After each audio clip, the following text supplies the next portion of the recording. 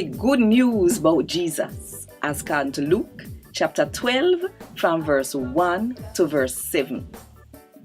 Warning. When thousands and thousands of people start gather with Jesus there, them did so enough, them all a tap up on them one another. Jesus talked to him special follower them first.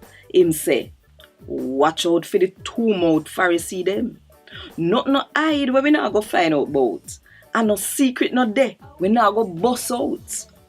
When you say in the dark, people are go hear in a daylight. And when you whisper to one another when you no lock way, people are go bawl it out from the house top. Who you for afraid of? My friend, hear what me say. No afraid of who can only kill the body. That are all them can do. Let me tell you who no for afraid of. Afraid of the one who can kill the body and have the power to fling on the soul down a hell too. Yes, me I tell you no, I him no for afraid of. No only 2 penny, 5 bud self. But God no forget not even one of them.